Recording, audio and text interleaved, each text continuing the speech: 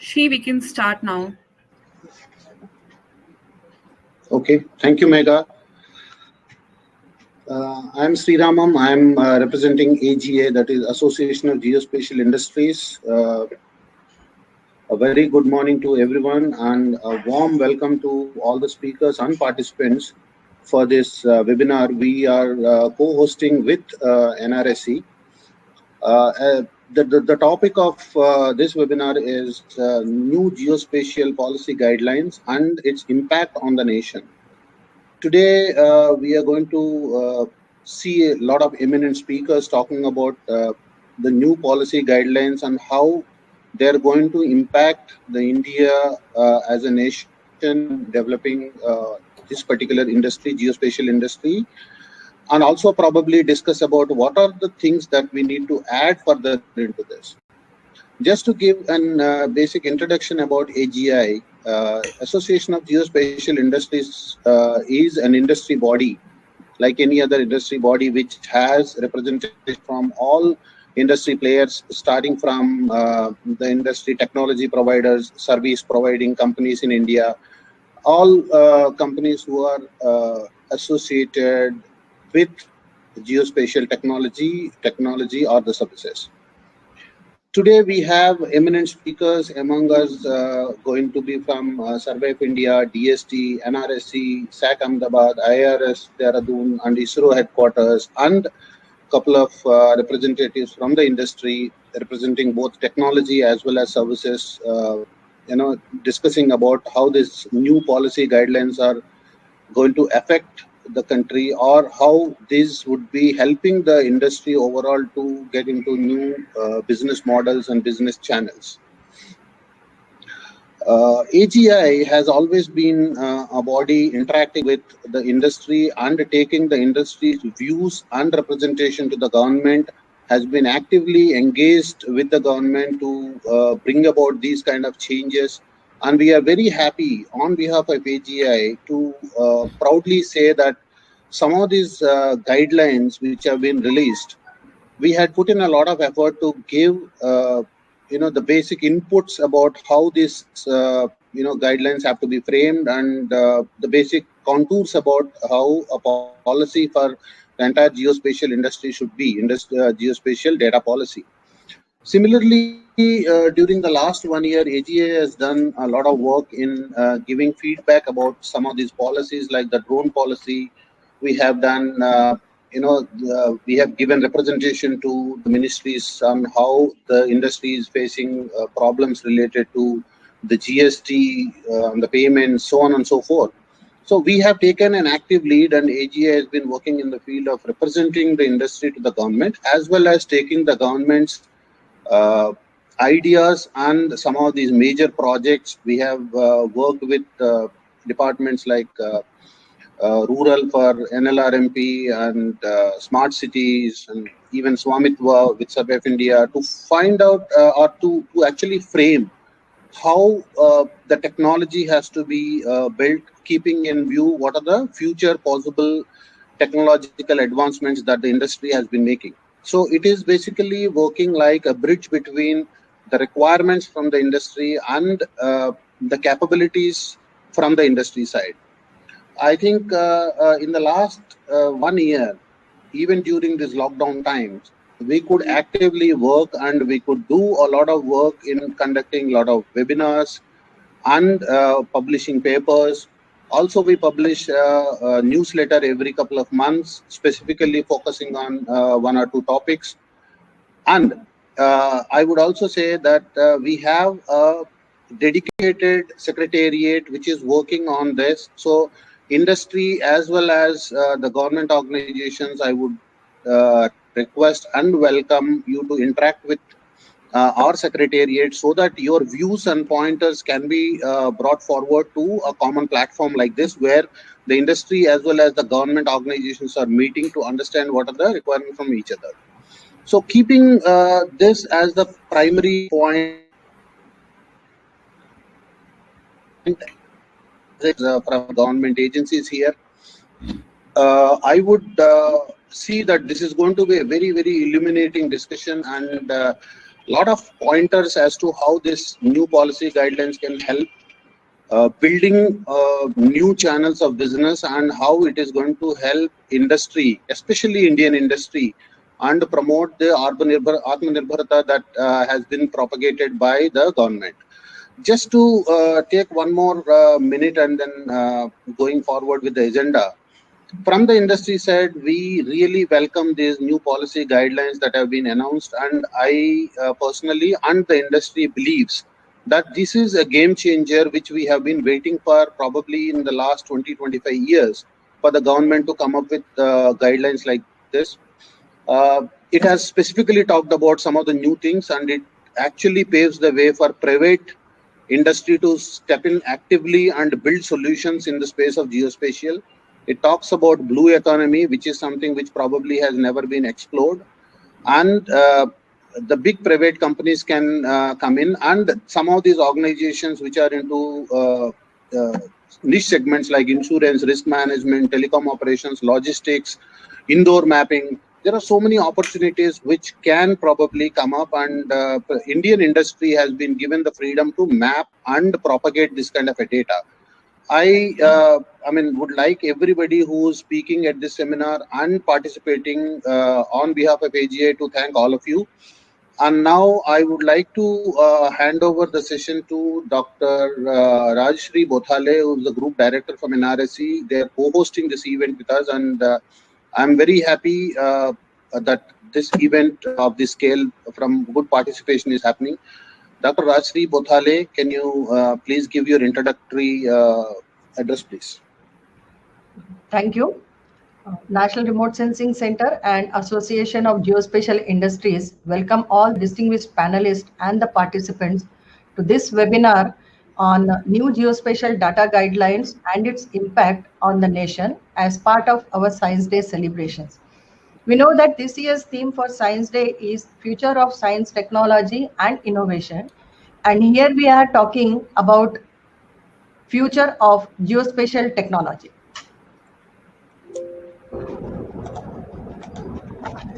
Announcement of new guidelines for acquiring and producing geospatial data and geospatial data services, including maps, brought joy and happiness for many stakeholders in this field, and they termed it as historic moment. With the mammoth efforts continuing from many years, the policy guidelines have been now announced. Now the big question is what it holds for everyone. For this webinar, we have selected panelists who can throw light to different aspects of these guidelines. We all know that National Remote Sensing Center is involved in dissemination of geospatial data through thematic maps since its inception. I expect Director NRSE, Dr. Rajkumar, will give a quick start to this webinar by his views. I expect Mr. Agendra Kumar, who is President AGI, to share his views on the benefit to industry by this policy, as it is a general feeling that the new guidelines will boost Indian economy. We are very fortunate to have Dr. Prithvish Nag, former Surveyor General of India, and with so many prestigious positions in the past which he has been holding. With his experience as Chairman Expert Committee, NSDI DST, I am sure all of you will agree that he is apt person to deliver a lead talk on today's topic of geospatial data and services guidelines and its impact on the nation. We have here today Mr. Shantanu Bhatavadekar, Director EDPO ISRO Headquarters, who is also involved in making of new space-based remote sensing policy, whose draft version was put on ISRO website on November 2020, and finalization of which is in progress. I am sure Mr. Shantanu will like to express his views on how this policy and geospatial guidelines gel together for the benefit of nation. MOU signed between ISRO and MapMyIndia aims towards building holistic geospatial solutions, and who better than Mr. Rakesh Sharma, Chairman and Managing Director, MapMyIndia, to talk about the same. We have here today Mr. Vinod Botle, Associate Director NRSC, who is involved with geospatial technology and solutions to the national level projects, along with geoportals like Bhuvan and India Varis. I am sure he will like to talk on the impact of guidelines on overall geospatial ecosystem in India. With lots of data flowing over Vedas and MOSDEC portals of Space Application Center, Mr. Nilesh Desai, Director SAC, will have a lot to talk about geospatial guidelines. We know that students are going to gain a lot from this announcement in the form of increased job opportunities, more research data availability, and I feel Director IRS Dehradun, Dr. Prakash Chauhan, will share his ideas on the same. Mr. Acharya, the head National Geospatial Program and CEO NSDI DST, is spearheading the NSDI and is also involved in bringing all the stakeholders together. I feel he can speak on the benefit of guidelines to different stakeholders. So with this introductory remarks, I hand over the floor to Megha for inviting our distinguished panelists for today's webinar. Thank you.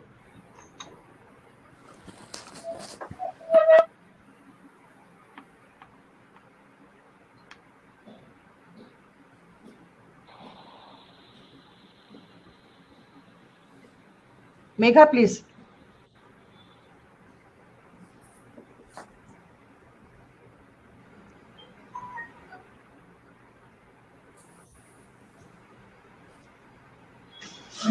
Okay, ma'am. Thank you very much for the introductory address. I think Megha has somehow got disconnected. I would take this opportunity to welcome. Megha, are you joined back? Yeah, I'm here. Yeah, so Megha, now the floor is yours for inviting the panelists. Thank you so much, ma'am. I would like to request Dr. Rajkumar, the director of NRSC. He's an outstanding scientist with more than 35 years of research experience in effective utilization of space technology for the studies of ocean, atmosphere, and climate for societal benefits. With the P.R. Krishnoti Memorial Award, Hari Om Ashram Prerit, Dr. Vikram Sarabhai Award, and ISRO Team Excellent Awards to his credit. I welcome him to give his opening remarks. Dr. Rajkumar. Good morning. Yeah, good morning. Yeah, you are able to hear me, isn't it? Yes, sir, we can hear you. Yeah, very good morning to all panelists, very distinguished panelists from the various centers of ISRO as well as from different organizations. As you, Rashtriya already told, that this webinar is very, very important from the point of view of the, we started contemplating when we are Science Day planning. So science is not only the, what we say, physics, chemistry, maths. Science is for everyone, and how to use this science for the common man. That's why we thought ki Science Day, we should have this is the apt occasion for having webinar on the geospatial data guidelines, which was announced last week only. And it has got a lot of actually potential for the users, as well as not only the users, we can say the experienced user, but also for the users which are the common man point of view. And in all this policy, as you know, data is the most important thing. And for the data, data is one of the major things. And that's why today we are having the eminent panelist, the payload scientist, Dr. Nilesh Desai, from Space Application Center, and from the data provider, and from ISRO headquarters, who is actually a main force regarding the data policy also, remote sensing data policy, which is also in offing and will be coming. And from the students' point of view of capacity building, Dr. Prakash, Dr. Acharya, from withstanding Dr. Pratish Nag, who is actually has a role of this geospatial data guidelines and policy, as well as he is actually he will be talking more about this policy and how to impact this policy on the mainly for the common man. So not having much more time for this welcome. I again welcome you all for this very important webinar and look forward for this talk as well as the comment from the panelists. Thank you.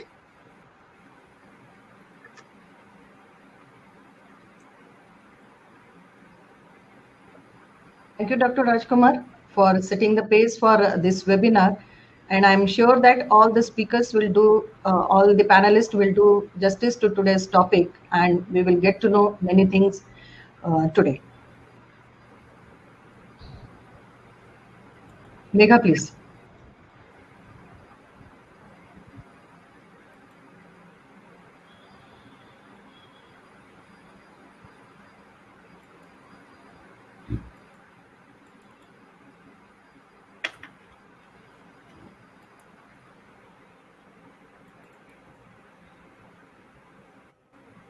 Can you hear me?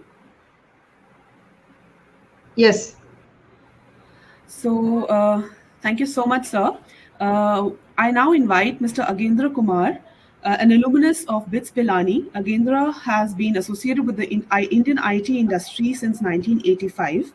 In the past, he has held leadership positions in several technology companies in India and abroad.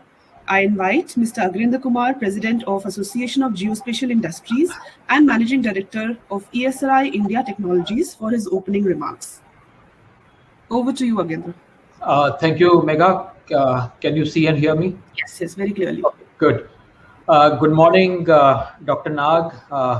Good morning, Dr. Rajshri Bhosle and Dr. Rajkumar. And good morning and a very warm welcome to all the participants of this webinar, which is being conducted through association between NRSC and Association of Geospatial Industries. So we all saw the new announcement which was made by the government on 15th of February, doing away many restrictions for the collection, processing, storage, sharing, and use of geospatial data. So this is a decision with a vision to unlock the enormous economic value that geospatial data contains. The implementation of these guidelines will give boost to innovation and increase productivity in the country, which will raise the business value from something like 30,000 crores to 1 lakh crores by the year 2030. Some of the sectors which are likely to have maximum benefit from the use of geospatial technologies are land management, utilities, urban development, transportation, agriculture, natural resources, etc. As my colleague Sriramam mentioned, AGI has been working with government over the years in making recommendations for the removal of restrictions which have been in place for such a long time. AGI has also been working with the Ministry of Skill Development in creating capacity at various skill levels. Geospatial technology is an area where we require people with variety of skills, starting from people who conduct surveys, people who operate drones, fly aircrafts, data technicians, data scientists, and all the way to people who create useful applications and help customers in achieving the value out of their investment in geospatial infrastructure. Easy availability of geospatial data will give rise to many new applications of geospatial technologies. The key to have maximum benefit from these applications will be sharing of authoritative geospatial data among various users in public and private sector. That is where it will be important for various central ministries and state government departments to establish geospatial infrastructure. Geospatial infrastructure is essentially a combination of data mapping, GIS systems and applications built on web technology. Web technology makes it easier to scale, and also the integration of latest and authoritative data sets into various applications. In simple terms, data sharing portals can be deployed to achieve maximum value from geospatial data by sharing and enabling other users. The use of geospatial data will go a long way in improving the governance and citizen services. The threshold set by government in terms of horizontal and vertical accuracy is reasonable enough for using mapping and geospatial analytics in most parts. Apart from tripling the business value, these guidelines will also help in creating more employment opportunities at various skill levels. I would like to conclude by thanking Government of India, especially Department of Science and Technology, from bringing in this much desired and long awaited change. Thank you. Thank you so much, Yagendra, for your opening remarks. I would now like to invite Dr. Prithvish Nag for the lead talk. So Dr. Prithvish Nag, as we all know, has vast experience of digital technologies, including digital mapping and remote sensing, as a former Surveyor General of India, former Director of National Atlas and Thematic Mapping Organization, ex-Vice Chancellor, Mahatma Gandhi Kashi Vidyapeeth, DDU Gorakhpur University, and other institutions. He was a chairman of Expert Committee of National Spatial Data Infrastructure and former chairman for many important committees on mapping. Dr. Nag has been conferred with several awards, including the BHU Distinguished Alumnus Award, Bhaskar Award, and India Geospatial Leadership Award. So over to you, Dr. Nag.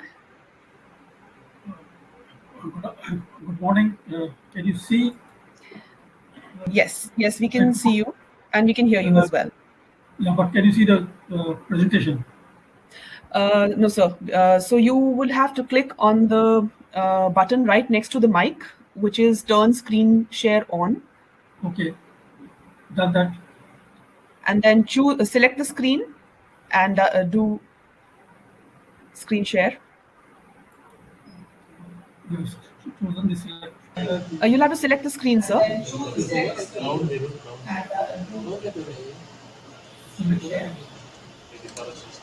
So top near the mic, there is a square box screen. Yeah. You have to do the Okay. turn screen on, Yeah. share screen Yeah. on. Yeah, After that, the box that you see, yeah, you have to click on that and the share button will be highlighted. yeah, okay. And then, Yes, sir. Yes, now we can see your screen. You Yes. can go to your presentation.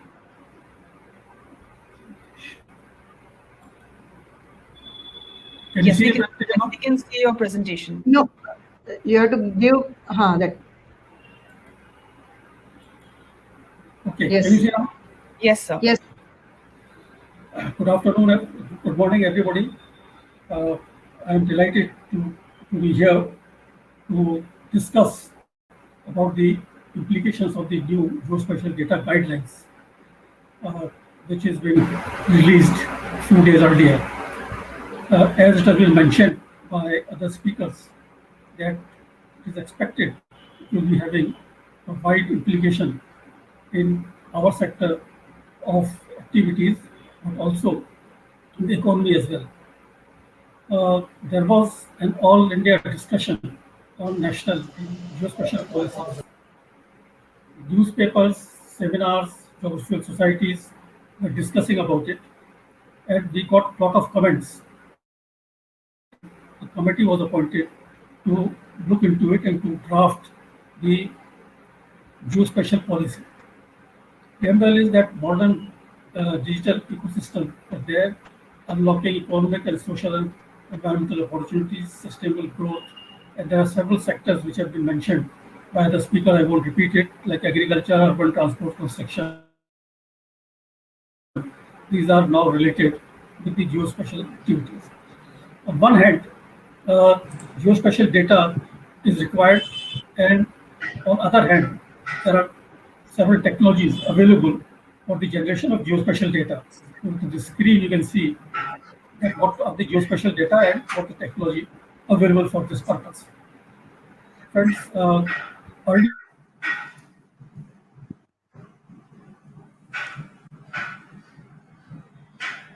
one was the new map policy, which was issued in 2005.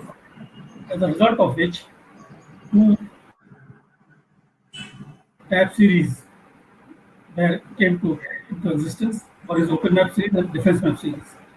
topographical maps were made compatible with the remote sensing data and GPS, and availability of topographical maps and hardware soft copy was also provision was there.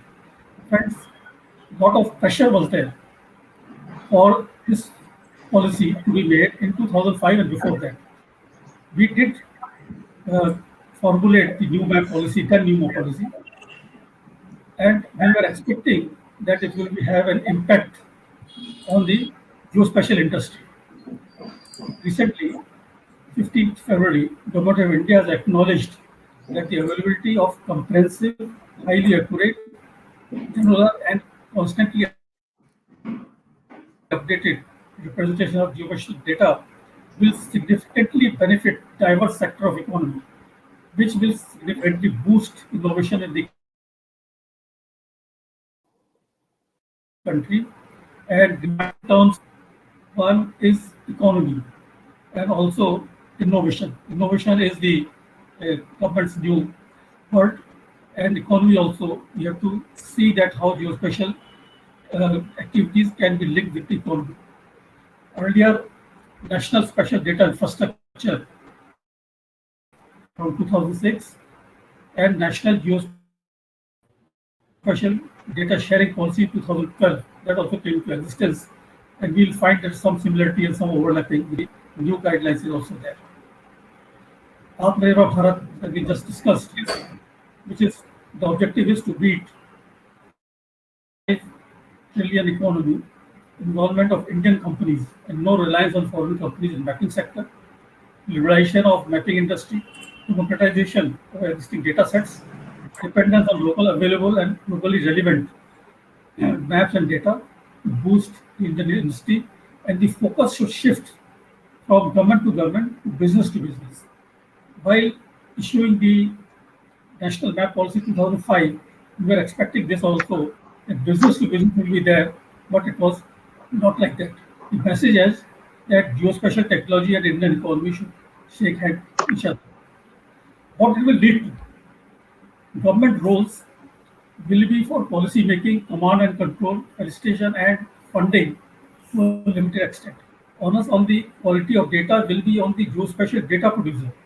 There will be option of self-certification. Earlier, we used to go to Survey of India for boundaries and coastline and for other details to Ministry of Defense. But now self-certification will be there, and least involvement of government will be. There will be quantum jump, which I will just mention, that fisheries, deep sea mining, offshore gas, etc., Sagarmala project and deep ocean mission. All these things are likely to get a boost. So, economy has to be linked with our activities. Deregulation of geospatial data, the detail is to be publicly, and data is to be publicly available for geospatial services. The data for restricted zone will be freely and commonly available. Some of the policies and guidelines that used to regulate such information have been rendered obsolete and redundant. So, industry which used to suffer from all these problems, they won't suffer. It is now free for them. What is readily available globally does not need to be regulated. This is the basic principle. Whatever globally is being done, we cannot restrict that. So hence the whole idea behind these guidelines is this sentence only. If globally a lot of things are available and we are restricting, this cannot go together. So we are relaxing, and perhaps there's a clause also here that in future we will revise this policy as well. So as the global things change, the further relaxation may also come out. Implication is that supersession of any, to the contrary of the subject, issued from time to time by DST and MOD or any other department, if it doesn't come against that, the guidelines issued by DST on geospatial data and maps would be a single point reference on the subject. Now, by doing this, DST has taken on its shoulder the responsibility of having a single point reference. Earlier, it is to be done by Survey of India, which is part of DST, and by MOD. So now DST is the only reference point. The guidelines will be applicable to geospatial data, map, product, solution, etc., etc., and it is to be made available to NGOs, individuals, or private organizations as well. No requirement of prior approval, security clearance, license, etc. No restriction on collection, generation, preparation, dissemination of data of maps within the country. It is important within the territory of India.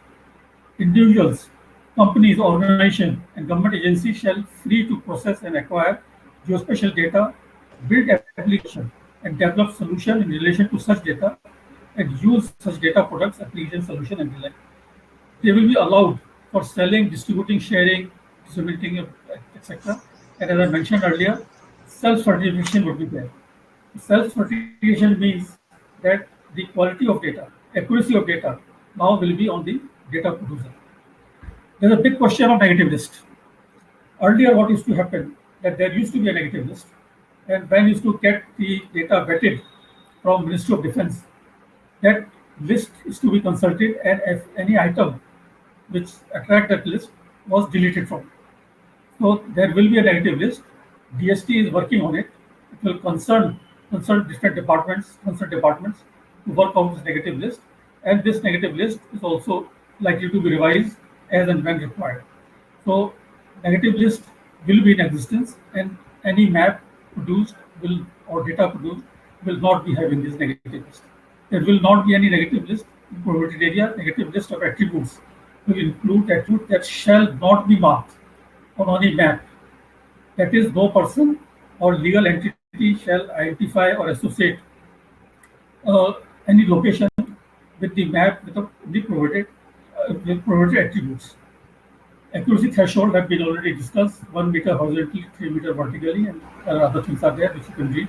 So these accuracies have to be kept. Again, the globally available data based on this, these accuracies have been worked out, and which means that as the globally data becomes better, availability of data becomes better, these accuracy standards will also likely to change. Now we have been talking about Indian entity. What is Indian entity?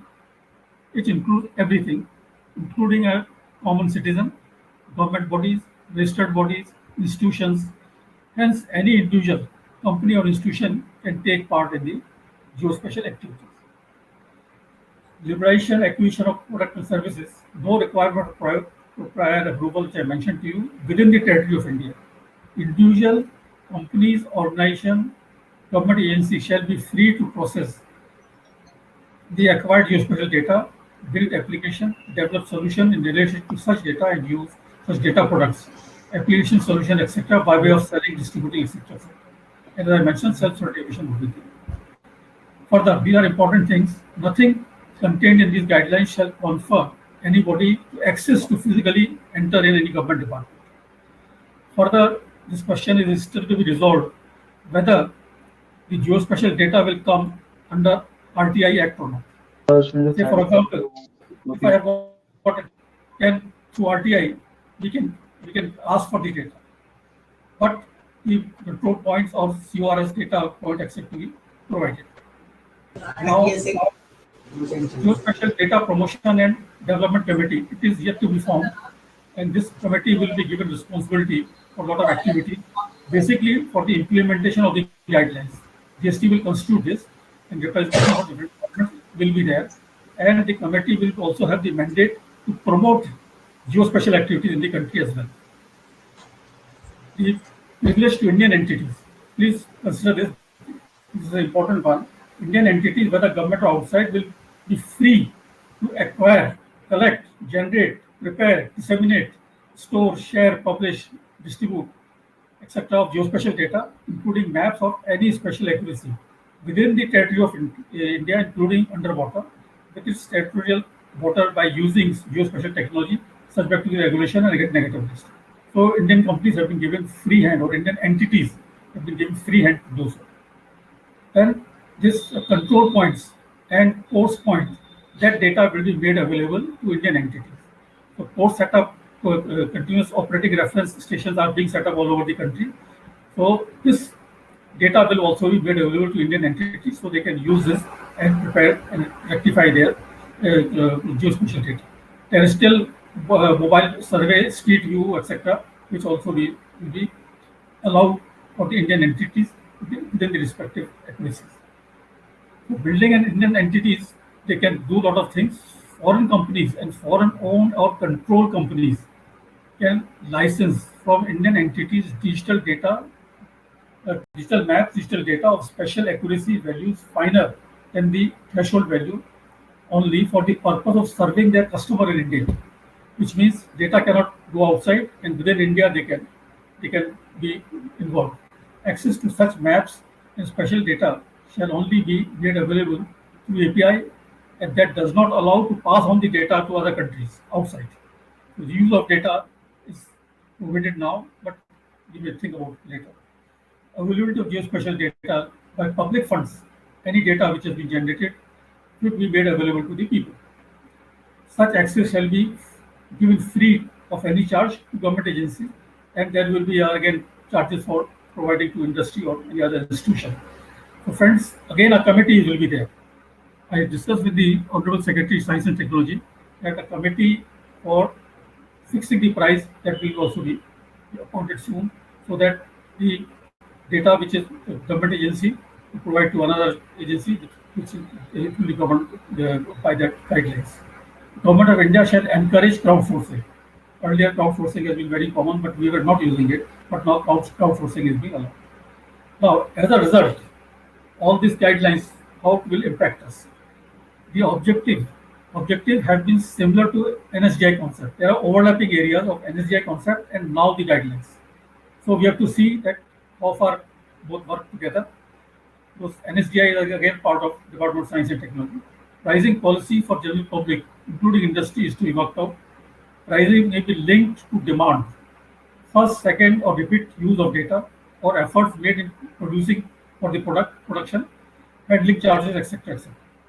In the past, sharing of data was not always up to desirable level, and still grievance address mechanism is not being spelled out.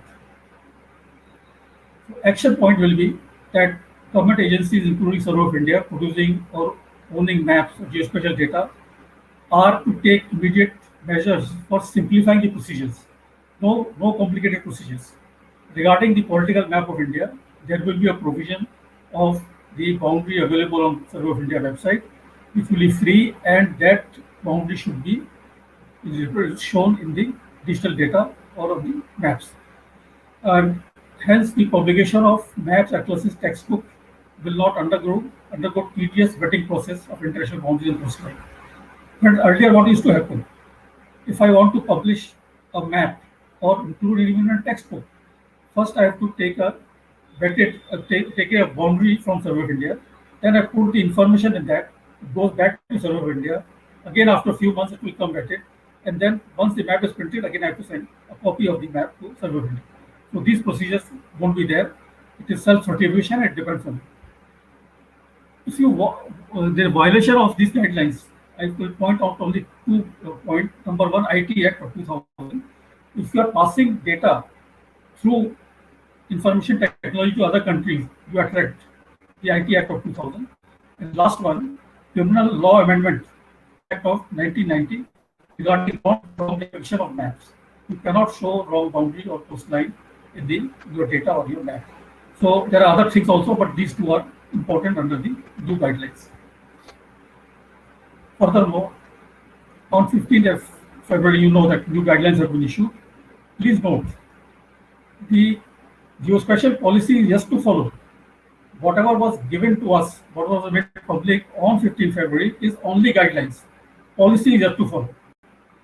Since I am a member of the drafting committee of the policy, I can share some features, but I cannot spell out in details because it is yet to be accepted by the government. So, a comprehensive national geospatial policy is proposed to nurture the development of geospatial ecosystem. Now, a big thing has been thought about geospatial, to develop geospatial ecosystem, special thinking, etc., and for geospatial entrepreneurship and socio-economic development of the country. So, a lot of other features have been added to our field of specialization. That economy is there for well-being of the country as well. Empowering citizens and enterprise, geospatial ecosystem, as I mentioned, to be developed, and socio-economic development of the country. The background in the process, the potential role of geospatial technology, innovation, information at every stage of education and skill development. incubation idea, investment and wealth creation should be unleashed. So geospatial technology is integrated with a lot of other activities as well. Say, for example, the skill development, for example, the national education policy, all things are integrated with it. It will support democratization of geospatial data as well. By new policy, we have seen the guidelines, the policy is likely to come. Better geospatial technologies, we know that ground-based surveys and air-based and satellite-based surveys are there. Advent of big data analytic, artificial intelligence are also being knocking our door, and there are some policies and guidelines which are obsolete and redundant. That's why the new policy is coming up. Regulatory paradigm is not keeping pace with the changing reality. That was another reason for bringing out the new policy. There is a duplication of effort which is to be also be to get away. The principles are recognizing the potential of geospatial sector in knowledge and wealth creation and providing for an enabling environment. These are the basic principles for that.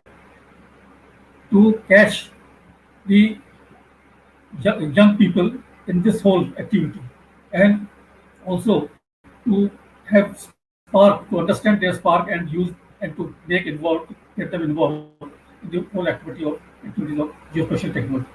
Standardized certification courses for skill development is to be done, and policy guidelines to align with the emerging technology and boundary is to be made. Further, level playing field is to be there for everybody. Incubation of ideas should be there, startups, and real-time data and information should be made available. PPP model is to be looked into. Topographical data, topographical data after scrutiny and vetting should be treated as common good.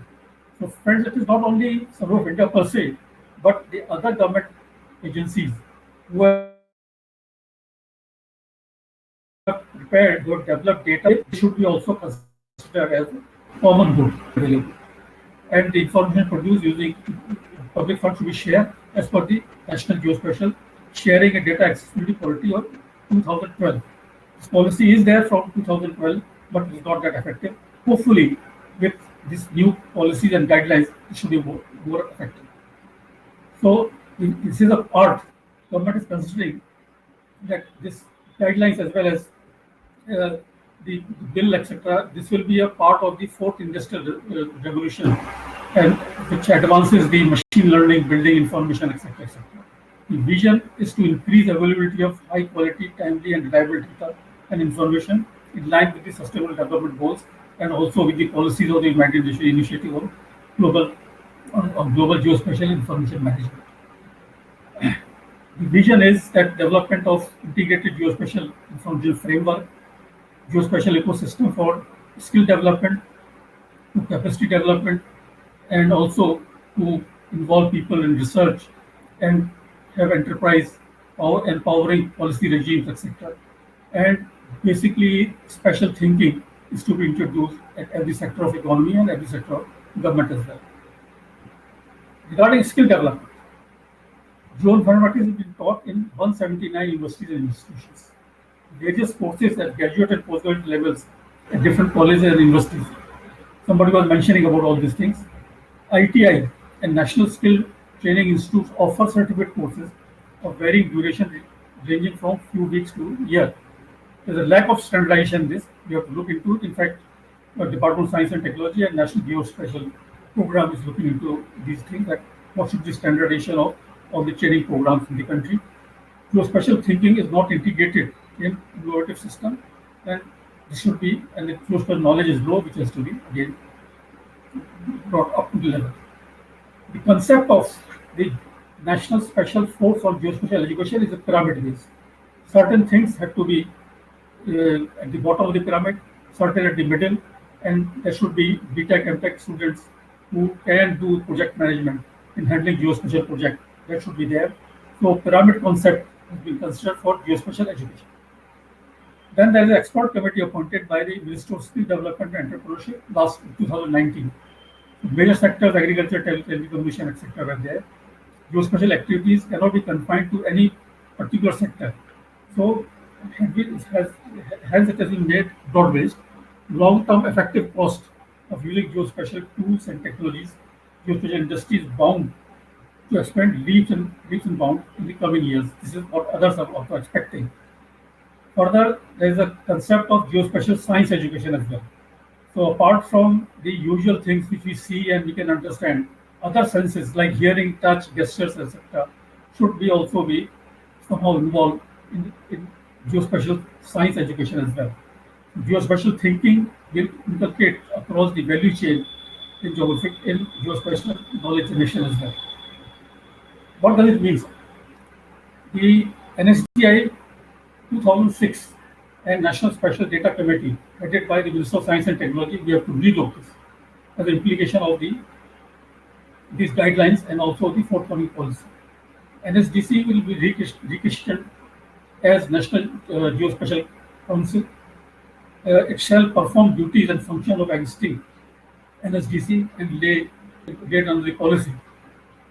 NGC will survive towards the base of structure of practice and relationship among the data producer and users that facilitate data sharing and using. And there will be new ways of data sharing and using the geographic data for decision making, etc. Friends, this is an important thing. Earlier, all these talks were basically on topographical data and the information available from server data. But now, the new thing has been added, which is National Geospatial Foundation or thematic data set. So there will be a provision for thematic data set, and there will be some, we are working out that how thematic foundation data set should be prepared, not only topographic foundation data set, but thematic data set also.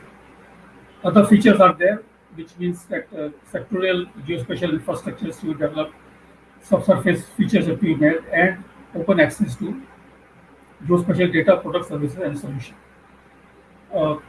Government of India has budgeted a wide range of initiatives that have a significant geospatial component. Indian geospatial market is considered to be 0.4% of the global market share.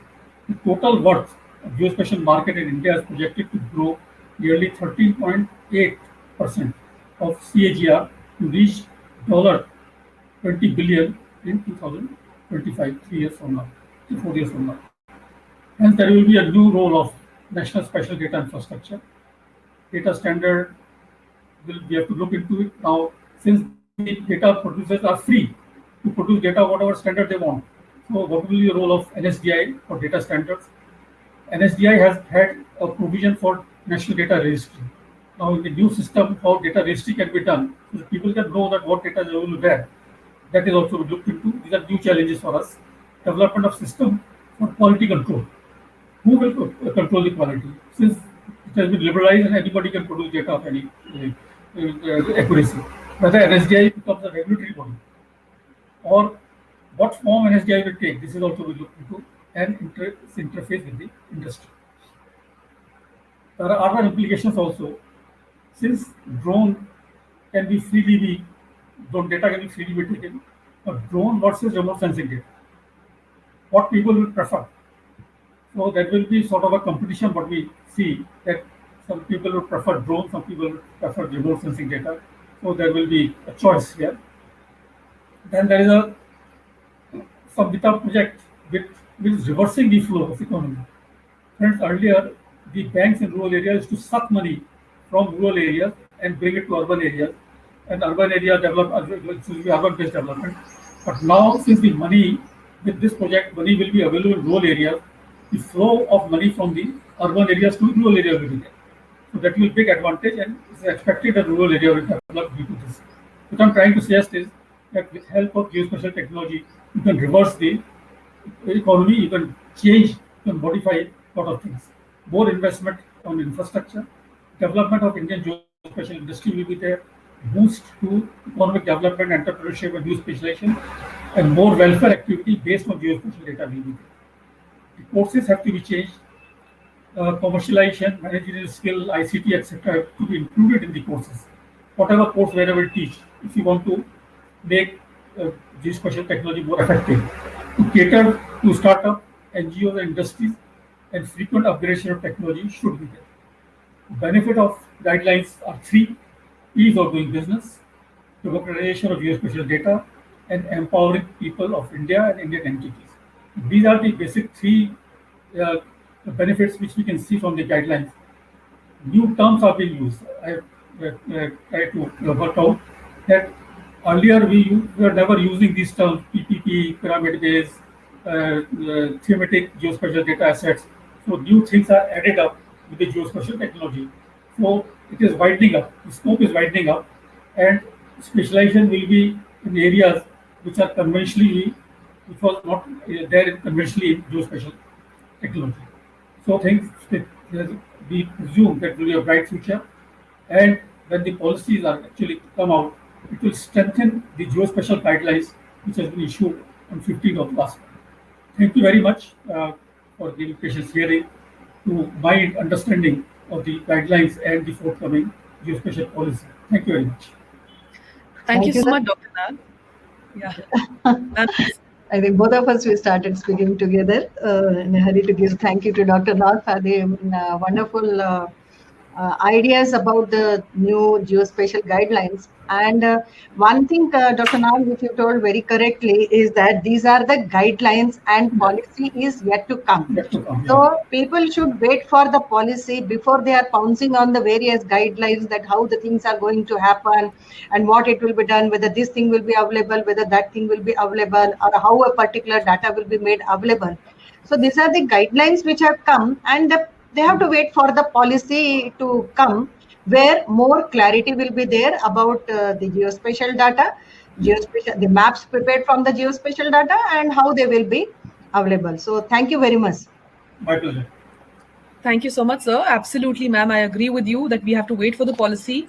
And what actually this kind of an interaction helps is for us to assimilate all the questions and doubts that people still have, and collate it and present it to the government, so that when the policy comes out, it is very much in line with what the stakeholders, the users, and the industry would like. Thank you so much, sir, for your very detailed presentation. I would now like to invite Mr. Shantanu Bhattavadikar, Director EDPO from ISRO. Mr. Bhattavadikar is primarily responsible for steering ISRO's programmatic activities and interministerial interactions related to Earth observation applications and disaster management program. He contributes to ISRO's EO missions from the viewpoint of user requirements analysis, payload definitions, and formulating EO applications for governance and development. He has more than 34 years of experience in the areas of remote sensing, digital image processing, GIS, and decision support systems. Shantanuji has represented ISRO in various international forums at Kazakhstan, Indonesia, Thailand, Egypt, Philippines, Vietnam, and the USA. So with this, I hand over the floor to you, sir. Dr. Bhalivan. Good morning. Am I audible? Yes, we can hear you. Okay.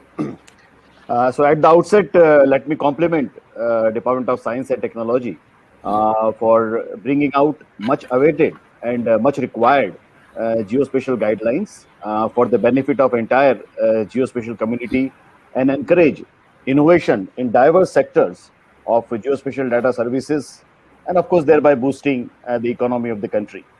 I also compliment Dr. Prithvish Nag to really explain the entire geospatial policy in a very, very lucid and easy manner, which anybody can really understand and appreciate. Certainly, constantly updated geospatial data and its easy accessibility will promote liberalization of the mapping industry, and also the democratization of the geospatial data sets which we are envisaging will definitely enable Indian companies to excel in the global geospatial ecosystem. The most promising feature of the guidelines, as is very nicely explained by Dr. Nag, is the self-certification. That means there is no requirement of any prior approval, any security clearance, license, or any other restriction on the collection, generation, preparation, or dissemination, or even updation of the geospatial data. So this is a very, very big, sort of reform which is brought for the geospatial community.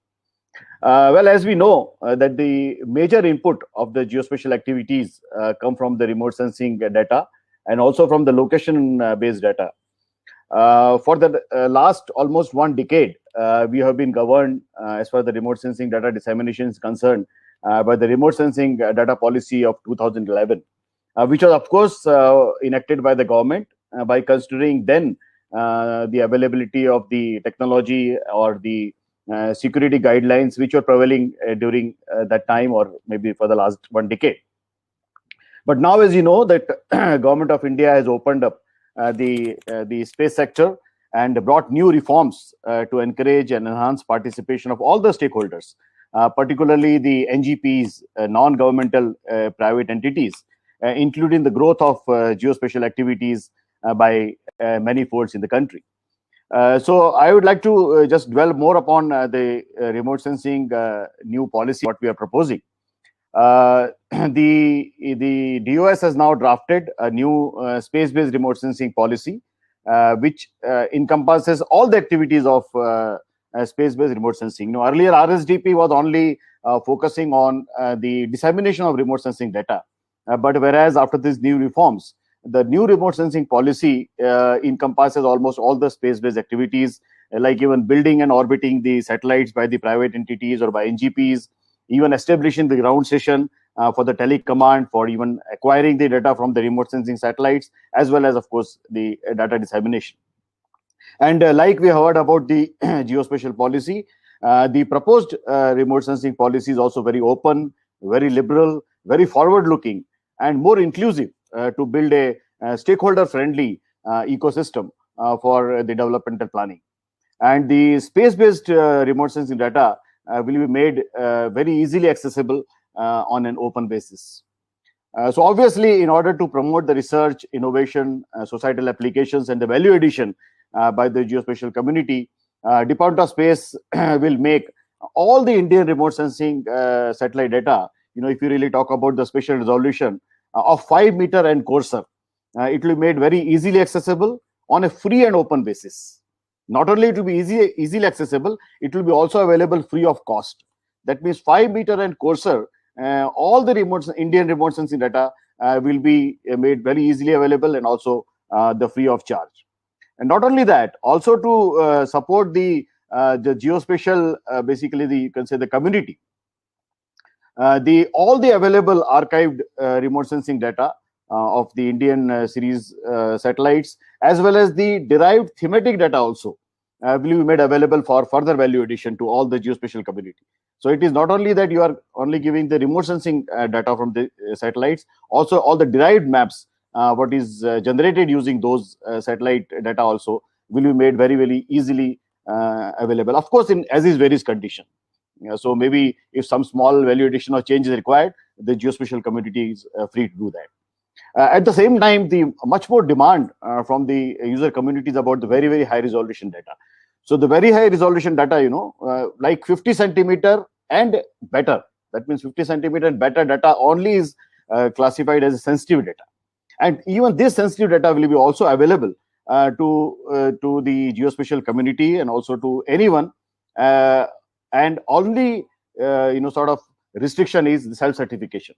As told by, as of course, kept also in the geospatial policy, that the authorization only requires that the Indian entity who is basically disseminating such data of high resolution of 50 centimeter and even better, they need to only maintain the record of dissemination of the sensitive data to whom they are giving and for what purpose they have given. And just an undertaking by an Indian entity that he will abide by the government directives. So in case of any national security or any international obligations or any foreign policy considerations are there, so he need to simply maintain a record. So this also almost like a self-certification that even data of 50 centimeter and better also will be made available almost very, very easily accessible. So I am very hopeful that both these geospatial guidelines, and of course we are awaiting for the geospatial policy, as well as the remote sensing policy, which will come into light very soon, will commiserate very well with each other, will gel very well with each other, and will certainly build a forward-looking geospatial industry ecosystem in the country, and also bringing in the new avenues for research, innovative solutions, and of course the employment generation, and of course you know, really targeting the $20 billion the economy market of the geospatial community by 2025. So thank you very much. Thank you, Dr. Shantanu. And I'm sure all the listeners will be very happy to note that about the new remote sensing policy, and particularly where you mentioned that Indian remote sensing data 5-meter and coarser will be available on free and open basis. So I'm sure that brings a lot of relief to all the users of the remote sensing data. And also one of the things which I feel that all our listeners will be very happy to note is that all the archived data and the derived thematic data, because many times that is the requirement by the user community, so that also will be easily available. So that is, I feel, a welcome relief from proposed remote sensing policy, and I'm sure that it will come very soon. Yeah. Thank you. Thank you. Thank you so much, sir. So with this, I would like to share that Mr. Rakesh Verma is not able to join us today because of some emergency. So we will have the next speaker, Shri Vinod Bothale, who is an outstanding scientist and associate director of NRSC and has been working with the ISRO for the past 35 years. He is the designer and architect of spatial data infrastructures and geospatial web portals, and is also the founder designer of Bhuvan Geo platform of ISRO and India Water Resources portal, India Varis. He has been instrumental in providing geospatial software solutions to major national projects in remote sensing and GIS in India. His present responsibility includes generating satellite data products from 24 Indian and 9 foreign satellite missions. So with this, I hand over the stage to you. Yeah, thank you, Megha. Can you hear me? Yes, we can hear you. Very good morning to all of you. And we had very enlightening talks from... I think your video is not on. Mic is not on? No, ma'am, we can see him and we can hear him clearly. Okay. Yeah, fine. Okay, thank you, Megha, and good morning to all the panelists and all the participants here. It was really enlightening talks from the previous panelist and a detailed kind of details of this geospatial data and usage guidelines from Dr. Prithvish Nag. As we see, because the time is very limited, I will just try to give a mostly in summarizing fashion, because it is a huge topic to talk about with the kind of openings it is making for all the participants here, as well as the stakeholders and the various researchers and the academicians or the decision makers and so on and so forth. Basically the new geospatial data guidelines by government, I will say it's a huge step to put India in the forefront of the geospatial mapping as well as the solutions market, because we see that geospatial solutions market, if we take the global scenario, it is predicted as per the survey that it will be going to almost like $549 billion by 2025. What Dr. Prithvish Nag was mentioning about $20 for India, that's a global figure, is almost like $549 billion with the compound annual rate of 56%. So that's a big opening for us. And the basic behind it, we say, what is I'm getting echo. Am I audible? Okay. Yes, sir. Okay. One of the major thinking behind that, which says what is globally available need not be regulated. That's a very, very loaded statement. I think many things which we can understand by the statement itself. So from 2016, the geospatial bill, and 2021, the open guidelines, we have rightly actually moved from the totally restrictive domain to the completely deregulating domain, which is a big leap forward for the India as well as the geospatial ecosystem. Now, geospatial media also keep updating us with the indicators of the growth. So if you see the last 3-4 years of the growth indexes, the geospatial readiness index of the India was at the around 26th location or the rank as far as the global scenario was concerned. So that only indicated that we need to go a long way to catch up the global market. In November 2019, in Prime Minister's Science and Technology Innovation Council meeting, we had deliberated the geospatial strategy for India, basically geospatial infrastructure and the strategy for the India. I was also one of the fortunate invited speaker in that. And we never knew that just within 1 year and 3 months time frame, we will have such guidelines. be available. And also, as Dr. Pratyush told, now policy also is coming into place basically. So if we look at the various sectors, we analyze one by one.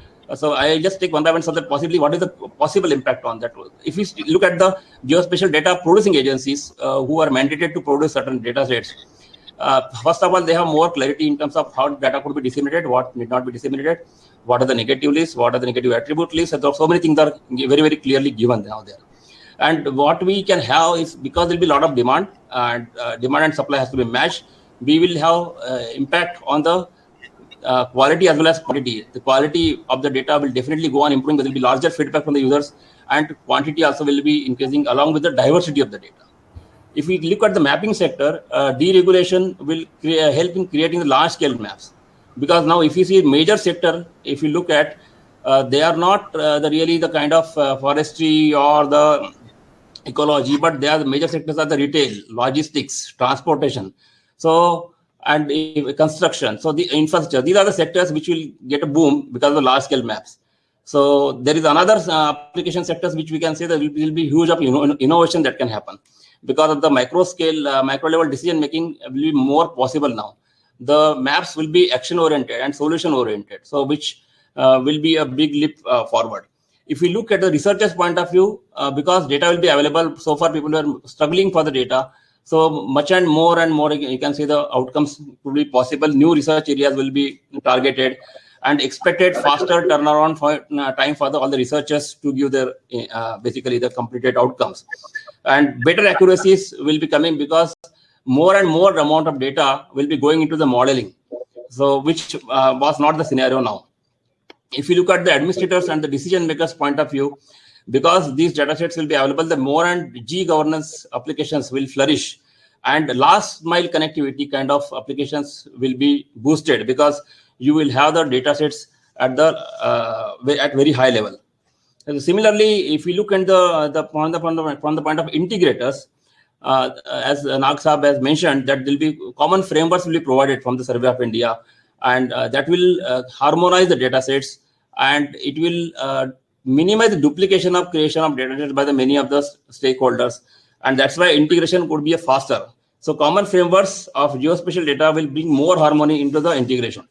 So if you see overall, geospatial applications and solution markets will flourish. Utilities, retail sector, logistics, transportation, and constructions will take off definitely. The major boost will be there for last mile applications and micro level applications.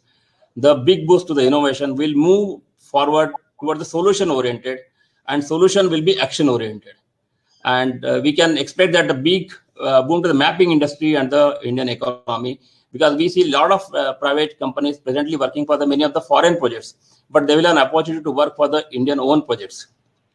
So with the 15.6% of the annual growth rate, compound annual growth rate, and the kind of $550 billion expected geospatial solution market that's global by 2025, I think Indian stakeholders, including the geospatial industry, will take maximum benefit of it. Thank you so much. Thank you, Vinod. I'll just take a minute, Megha, before you go ahead for the next speaker. Thank you, Vinod, for dividing the entire the guidelines for the benefit of different sectors like producing sector, mapping sector, academic sector, how they will be benefited. And as you mentioned that regarding the modeling, they can give more inputs, administrators, integrators, and how ultimately it will be benefiting the overall economy. Thank you very much for your thoughts. Megha, please. Thank you, ma'am. And with this, thank you so much, sir, for your talk. With this, I invite the next speaker, Mr. Nilesh M. Desai, Distinguished Scientist and Director of Space Application Center from Ahmedabad. He has successfully led the design and development of ISRO's airborne and spaceborne microwave remote sensing payloads. His fields of interest and research include data acquisition, digital signal processing for radar, navigation and SATCOM signals, DSP, and microprocessor architectures, FPGA, ASIC hardware, and VLSI designs, embedded systems, and software quality assurance. So with this, I hand over the stage to you, sir. Thank you, madam. Am I audible? Yes, sir. Thank you. And warm welcome to, good afternoon and warm welcome to all my co-panelists here for this program on this National Science Day seminar. And at the outset, let me wish a very happy National Science Day to all the co-panelists as well as all participants of this workshop or webinar. And as the theme goes, science and technology innovation, impact on education, skills and work for this year's National Science Day. So I feel that Space Application Center and ISRO are working towards this direction, especially related to geospatial policy, data generation and other aspects. So I'll just try to elaborate, and I may just mention that I am an odd man out among these experts on geospatial technologies, because I am a hardcore technologist working on various remote sensing payloads and navigation payloads. But in a sense, both the fields are related to geospatial domain because it generates data as well as location information. So in that sense, I feel part of this particular domain. So thank you for this opportunity, and I'll try to elucidate the basic contributions of Space Application Center and how we are going to play a major role as far as this geospatial data generation as well as policy and guidelines are concerned. So as I understand it, the basic aspects related to this particular geospatial data generation as well as its processing and usage is the first part, that is providing sensors or designing sensors for generating data. So as far as SAC, Space Application Center is concerned, we are into the design and development of various optical as well as microwave radar remote sensing sensors. So we are the generators of this basic data, which is especially satellite-based data as well as airborne data. So these two particular categories of data which are being generated, SAC has a role to play, and we are into that, and we have been designing very advanced payloads going to the accuracy levels of as high as 0.3 meter location accuracies. So we have achieved till now both optical sensors as well as radar sensors, which gives you data with a resolution of around 0.25 to 0.3 meters. So in that sense, generation of data part, we are playing a major role and will continue to play a role as per the I can see myself on the ISRO's manifest. Then the second aspect of that is providing positioning information. So in that also, SAC has a big role to play because we have been designing and putting payloads related to navigation services. So all of you know GPS has been all pervasive in our life, but Government of India and ISRO, we are trying to replace GPS with our own navigation constellation, the Indian constellation. So that is other area in which we have been working, and if we cannot replace in some of the areas, at least augment it with our NAVIC data. So providing positioning information, that is another area in which we have been working, and already our 7 satellite constellation is operational, and shortly it will be declared operational by Government of India once we set up the basic infrastructure related to ground as well as user segment, which is on the way of implementation. So in near future, you will hear a lot about NAVIC as well as Gagan implementation for these geolocation services. Then the third aspect related to GIS, that anyway our application scientists and data processing personnel are already working on these aspects, and there is nothing to say more about that. Of course, bringing in new technologies related to AI, ML and all other processing tools. So that has been going on since long, and SAC has been playing a major role with all its computing platform as well as web-enabled services. The fourth part, providing timing services. So there also, as I said, navigation sensors, they not only provide positioning information, but they also provide timing information. So we can provide timing with the accuracy of up to from 15 to 100 nanoseconds, depending on the type of services which we are into. And of course, these navigation services are also usable for strategic users. So there also we have a role to play. So time services provision, whether using a national timing, linking it with the Indian standard time. So all these aspects also ISRO and SAC has been well active into that. So these are the four major elements. And apart from that, now setting up the course network, because that is another area in which we have started working as a part of ISRO policy. So setting up continuously operating reference stations using not only GPS but using our own NAVIC system. So we have been in touch with various international ground stations also to provide these services. So there again we have a role to play. So these are the basic 5 elements in which SAC and ISRO has been contributing. And apart from that, for students and researchers in SAC, we have now these 2 basic web services platform. All of you are well aware of that, Vedas and MOSDEC.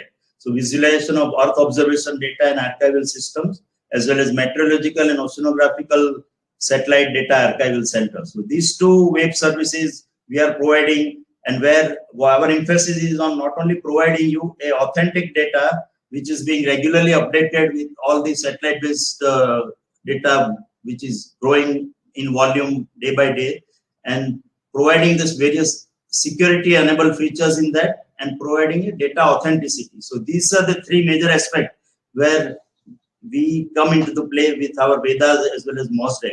And these 2 services are also being utilized for providing and working out our student as well as researcher training programs like TREES and SMART. So you can go to our Vedas as well as MOSDEC website and you get a lot of information about these training courses which we carry out.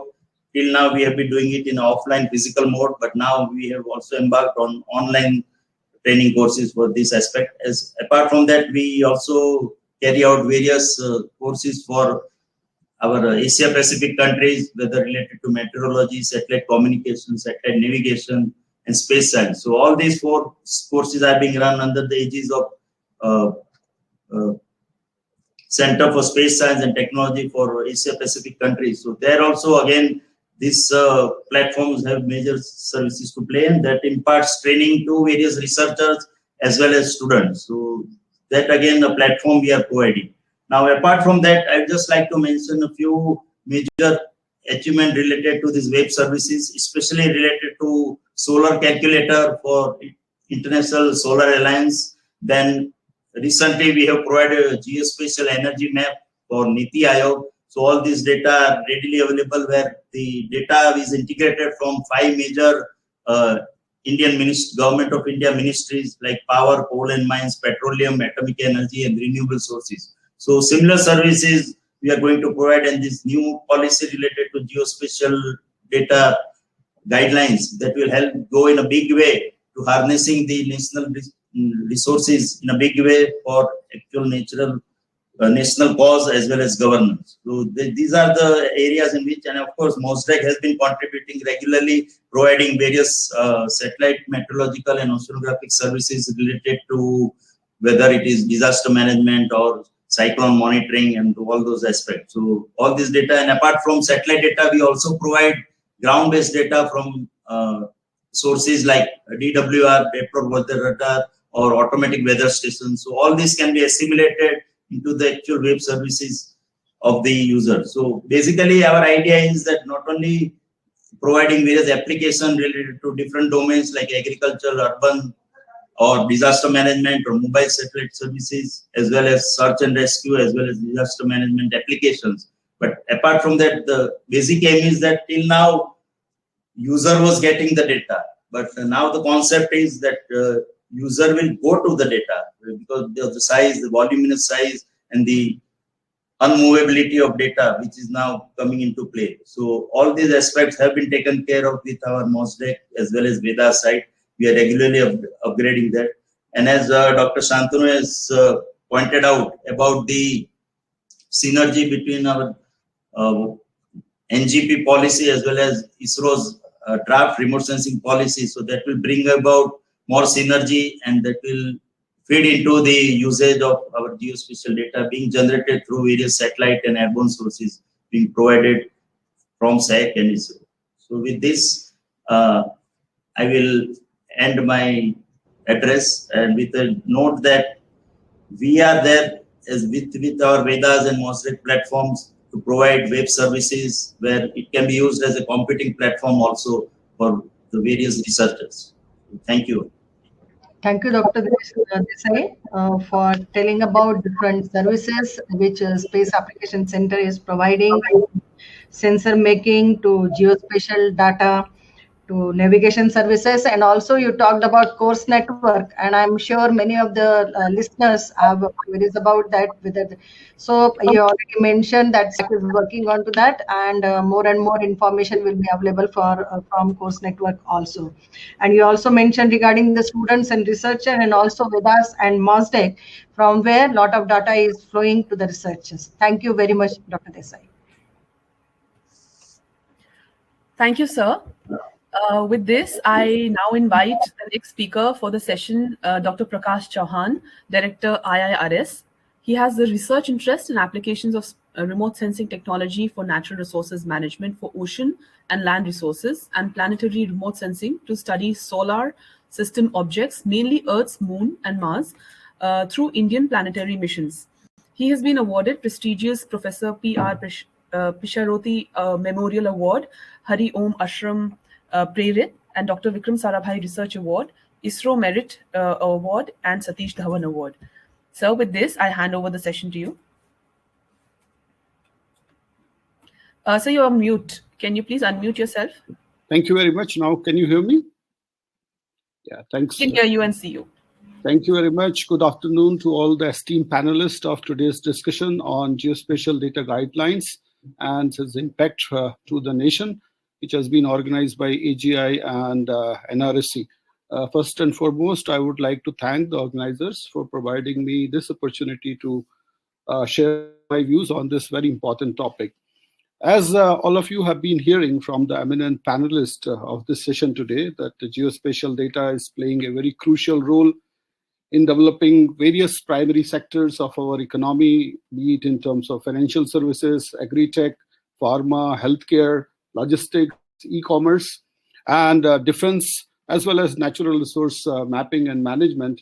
It is also is being used for smart city planning, developing various sectors across the board. There's a large amount of use even in the defense sector today. So there is no doubt that is a sunshine sector, and I foresee that this will be a sector in times to come which will be like a second IT revolution in India. So these steps of creating or providing new guidelines in terms of opening this sector and opening the availability of geospatial data to Indian entities is a big boost.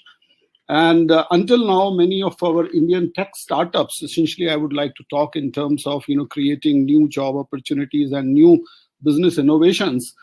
They had to compete with international big players for innovations in this space simply because of restrictions and the accessibility to the data. So these deregulation of geospatial data sets for Indian entities will give native IT industry a huge leverage over international players, and with a virtual monopoly on data-driven services across the world, especially in the Indian context, be it the land data, be the data in terms of the coastal region, or be the data in the geophysical data like gravity and magnetics data sets. So these kind of services definitely will play a very important role in creating new avenues for the students as well as for the young startups in this country. Now, as has been told by Dr. Pratish Nag also, that there is a huge requirement as we are going to scale up our operations. The manpower requirement will be a significant requirement in times to come. And if you look back, there was a task force which was set up by Ministry of Human Resources way back in 2013 on geospatial education task force, where they have estimated that there will be a requirement of the tune of around 7,000 to 10,000 persons every year by the year 2015. At that time, they have envisioned. So there is definitely a huge amount of requirement if we have to scale up this industry in terms of trained, educated, and quality education. That is very important, that we have to produce so many professionals to meet up the requirement. So today, the time is very apt as we are talking about these guidelines and policies are yet to follow both for geospatial and remote sensing data. we have to gear up for creating huge infrastructure in this country for geospatial education.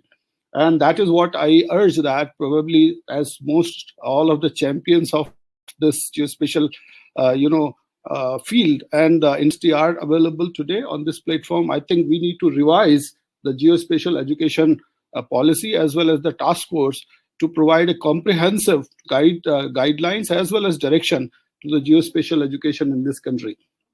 Now, keeping in mind, everybody talks of new trends in these technological area, be it in terms of LiDAR surveys, be it in terms of drone-based photogrammetric surveys, close-range photogrammetry, high-resolution postal bathymetry, environmental data collection, as well as digital agriculture, gravity data, which will open up large avenues. When we are saying that we will open up 1 millical gravity anomaly data it will be very useful for oil and mineral exploration companies. So there is a need to also bring out new courses and in our curriculum. So considering these requirements, especially in sectors like health, IIRS Dehradun is now has collaborated with the various AIIMS in the country, and we have started giving short-term training program in the field of health GIS, in the field of GIS for tourist management. This is a very important sector. India attracts large amount of national as well as international tourists. Huge scope is there in the for geospatial science in the field of tourist management. Then we are also working on a very innovative subject, and the course is almost ready, is GIS and geospatial technology for supply chain management. So most of the companies, the e-commerce companies today, are using location-based services, they are using maps, but there are hardly very few people in the country, those who are able to utilize these data sets in terms of educated graduates. So we are thinking to have, to begin with, 2-week certificate course in GIS for supply chain management. And we have also started at IIRS Dehradun a PG diploma program in spatial data analytics. Everyone is talking today AI, ML and all, but you see, if you go to the university systems and various other geospatial education providers, hardly you will find specialized courses in this field. So there is a need to augment the education system in geospatial technology, so that we can overcome the challenges which will be posed in terms of requirement of trained and skilled manpower. So with these words, I will not take much time. What I will urge, that there is a strong need currently today to assess the futuristic requirement for trained manpower in the field of geospatial education. And the task force which was set up in 2013, I think we need to revise those numbers, and probably it will be an apt time to make another task force so that we can have a comprehensive assessment for the capacity building and for the manpower requirement in this field. Thank you very much. Thank you, Dr. Chauhan, for bringing the new dimension as expected from you regarding the academic sector, how they will be benefited. And really what you insist upon is that a trained quality manpower and professionals are required. And for that, we have to gear up for the new infrastructure and also the new policy guidelines for the geospatial education is a need for the day. So I'm sure that we will see something new in this field also. Thank you very much, sir. Yeah, I'm disconnecting the call. Thank you. Thank you. Thank you, ma'am. Thank you, Dr. Chauhan. So with this, we go on to the last speaker for the session, Shri P.S. Acharya, who's a scientist G and advisor at the Department of Science and Technology, Government of India. He is currently the head of National Geospatial Program, which is the erstwhile Natural Resources Data Management System, NRDMS, and the National Spatial Data Infrastructure. He's been a part of several national and international government-led committees in geospatial technologies. Shri Acharya holds a Master's of Science degree in Physics from Utkal University, Bhubaneswar, and a Master of Philosophy in Computer Science from Jawaharlal Nehru University, New Delhi. He's also a Master of Science in Geoinformation Science and Earth Observation from IDC, the Netherlands. So with this, I hand over the session to you, Mr. Acharya. You are able to hear me? Yes, sir. We can see you and hear you very clearly. Good afternoon to all of you. Thank you, Dr. Mrs. Butale, Megha, and all the esteemed panelists and all participants. I am very happy that I have been invited to speak in this webinar today, where we are discussing the impact of the new geospatial guidelines, data guidelines, and how is it going to create the impact in the coming years in the geospatial landscape in the country. And in fact, a very important issue here I would like to bring out, like this guideline is now evolving now. In fact, it has been issued now. And as Dr. Nag gave a very lucid description since 2005.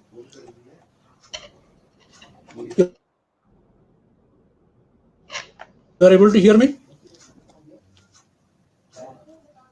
Yes, sir, we can hear you. We can't see you. Your okay, video, but you are not able to see me. Okay, yes, okay. but I can hear you. Yes. Yeah, okay. Yeah, okay, fine. I will go ahead. I think it's because of the internet speed, but I would like to go ahead. This is a journey of NSDI since 2006 to 2021, as Dr. Nag brought out. In fact, there were two important policies which were brought out. One is the National Map Policy, and then the National Data Sharing Policy. And then now this is a guideline on the data acquisition and producing geospatial data and services, including maps. Thus, there is a basic difference between what was done before. It was more about data sharing and then data management. And now we are talking about the data acquisition and then production of data and services, including maps. Thus, the key difference between the policies before and what was being pursued under NSDI and what is now coming is the difference between management and acquisition. Data acquisition is a part of management, certainly, and there is an overlap between the NSDI activities and the various items those have been provided in this broad framework of the guidelines. With that overlap, I think we are aware that there is now a bigger coordination necessary with the private sector getting in a very big way into the area of data acquisition and production of geospatial data. Thus, in the NSDI setup, NSDI framework, which is going to be, I think, the entity to receive the maximum impact because of this guideline, and going to be changed in the coming years. As Dr. Nag pointed out, there are several initiatives, there are several more things expected, like the National Geospatial Policy, and there is a detailed list of the negative lists, a detailed list of the negative items, attributes to be brought out, and also there is something to be done about the pricing on a very important priority, so that the stage is set for acquisition and production of geospatial data sets. But in terms of NSDI, what is NSDI basically? In fact, NSDI has been working with different central government agencies so far, with different state government agencies for standardizing the geospatial data sets and then making the geospatial data services accessible for application development. In fact, the application is yet to consume, or different applications are yet to consume online data services, in spite of all these standards used, adopted in some way by different agencies. In fact, a lot is required to be done by different agencies at the central level, at the state government level, to address different data layers. Like in the policy, we are going to have the foundation data layers, the thematic data layers, defined, and then those should be made accessible. In fact, on the common set of foundation data, the applications are to be developed, and then application services are to be provided. Thus, there is a need for now moving from the data domain to the application domain, so that the user gets closer to the geospatial data, because it is data infrastructure. We have really focused a lot on data management, and rightly so, but now we have to move from data management to application management. Thus, that difference I thought of bringing out. And the other aspect is the very important requirement of searching, accessing, discovering, and then reusing geospatial data. When the private sector is going to join, in a way, when we remember sitting together with different agencies in participating in NSTI for a shared vision, for implementation of a shared vision, we were only interacting with in NSTI with the state government agencies or central government agencies. But right away, there would be a need for now involving, engaging, and taking together the private enterprises. Thus, there is a need for having the mechanism for searching, accessing, discovering, and reusing of geospatial data. Thus, how do we do that in the absence of a catalog? Thus, the focus is in NSTI is to develop a catalog service, or to set up a centrally coordinated geospatial catalog where we can register all the data sets which can be updated in addition to the metadata of all those data sets. Thus, the present thrust of the NDR looks to be an area which would continue and which would also encompass the activities of different other sectors as have been defined in this guideline. And the next point what I thought of sharing is the platform.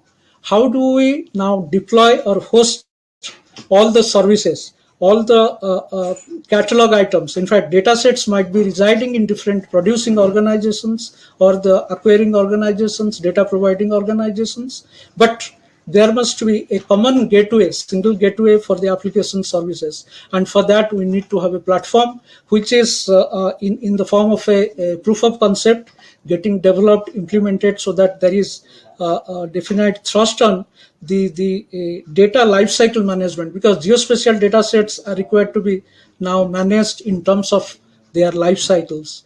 Probably those are to be structured, and then those are to be streamlined and done more systematically, so that those could be accessed by different applications, by different decision support tools for providing the application services. Thus, that's the next item. And then the fourth item, what I would like to emphasize on is the data supply chain. In fact, Dr. Chauhan gave a reference to the data supply chain. Earlier, it was informal data supply chain. There is a need for formalizing data supply chain, so that there is automated data supply, and then automated processing, so that there is delivery of application services or solution services in a faster time frame. Thus, with this basic focus of NDR cloud platform, the coordinated preparation of foundation and thematic data, and the formalization of supply chains, there will be the requirement of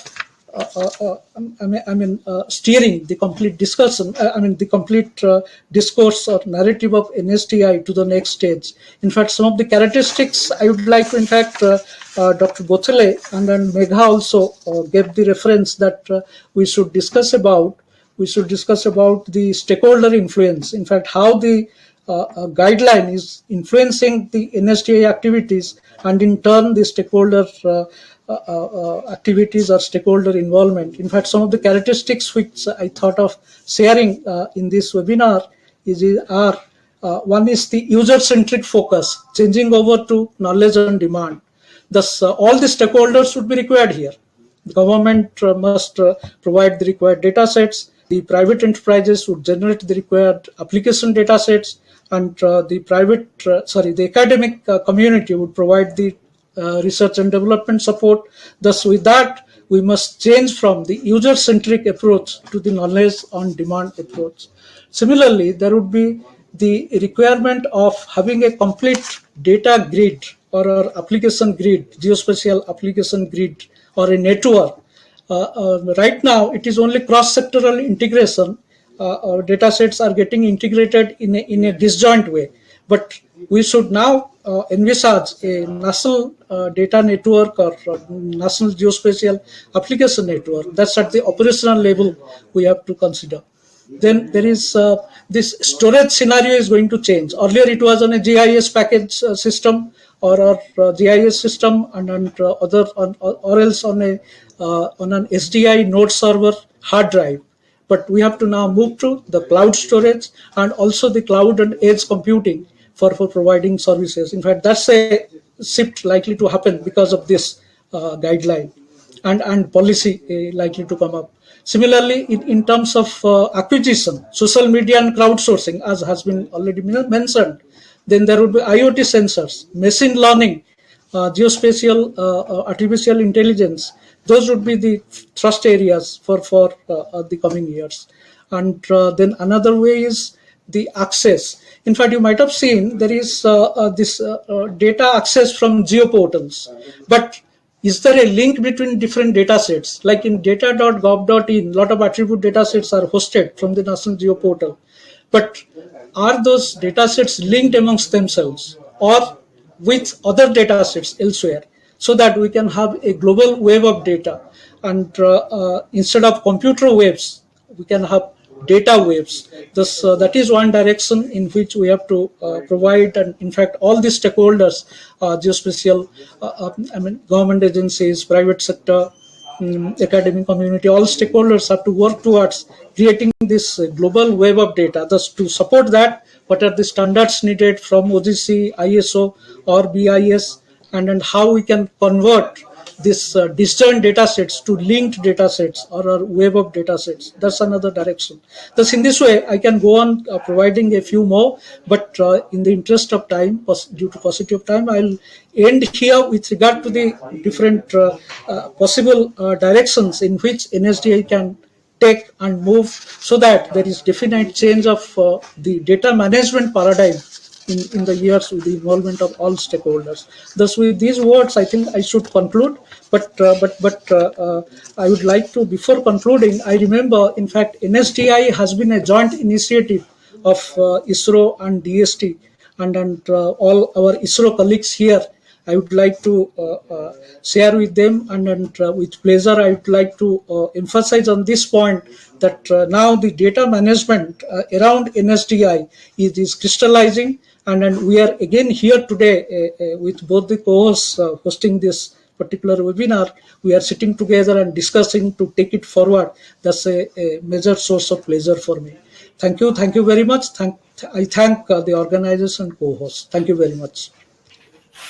Thank you, Dr. Acharya, for giving insight to the data as services, and also talking about production and management, and also about NSDI. Thank you so much. Megha, please. Thank you, ma'am. And from on behalf of AGI, I would like to thank all the speakers for giving a very comprehensive view to us on the need, on the background, and the foundation on which these geospatial guidelines has been formulated. What has been all the thought which has gone into creating this guideline. From the industry side, all I can say is that the industry is really excited and looking forward to working under the new policy environment, and we're really looking forward to the final policy document as well. We are from our end undertaking a lot of consultancy and discussions within the industry and with the stakeholders to understand what is not clear from the policy guidelines, what more is required, but overall, of course, the sense is very positive, and we're looking forward to contributing to national development through open geospatial environments.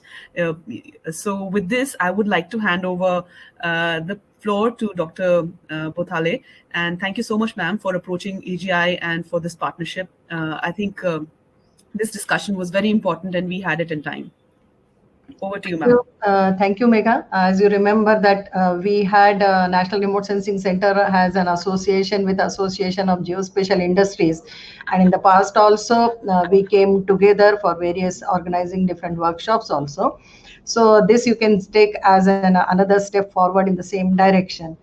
And really thanks to Megha and Mahashweta for arranging all this program and interacting finally with all the speakers and flawlessly, although I know there are some bandwidth issues at different places, people are not able to see the videos or audios, but that is the part and parcel of nowadays the webinar. But here I would like to thank all the panelists, because I know that I contacted them only over phone and everyone agreed on the first attempt itself. They said, yes, they will be the part of this webinar. And I'm really thankful to all of them, to name say my own director, Dr. Rajkumar, because he gave the idea about this webinar. And then once we formulated it and he said, yes, go ahead. It is a good idea, because the new geospatial policy has come and we were celebrating the National Science Day, or rather Science Fortnight. So he readily agreed to our ideas, and then we went ahead with that, and all the speakers we included from all different sectors. Mr. Agendra Kumar, who readily agreed, Dr. Nag, who agreed to give the talk, and then he covered all the aspect of this policy. He was in fact in the field when I contacted him with a low bandwidth again he was not able to talk, but he agreed and we went ahead with that. Mr. Shantanu Bhattavadekar, I know, is a very busy person, but he again gave the guidelines, information about the geospatial remote sensing policy. So thanks goes to him also. Mr. Vinod, who has been involved in the geospatial data right from the beginning, also gave the insight. My thanks goes to him. Dr. Desai, who readily agreed, because I talked to him for the first time. It was my first interaction with him, but he also readily agreed. And Dr. Prakash Chauhan, I know that whenever I approach him for any of the such type of activity, he never says no. So thank you to Dr. Chauhan. With Dr. Acharya also, it was the first interaction. I communicated with him, and he nicely talked. All of our viewers who are there right from the beginning and attending this webinar, a big thank you to all of you. I know there are many questions are there. Probably Megha, you can compile, and many things I think over a period of the time the speakers have already told. And we have to remember that this is a guidelines and not the policy. Policy is going to firm up and it is going to come up. So with those few words, once again, my thank goes to AGI for co-hosting this webinar, to Megha and Mahashweta for doing all the arrangements for this webinar, and all the speakers and the listeners. A big thank you to all. Thank you, ma'am. Thank you so much, and see you for the next webinar. Jai Hind. Jai Hind.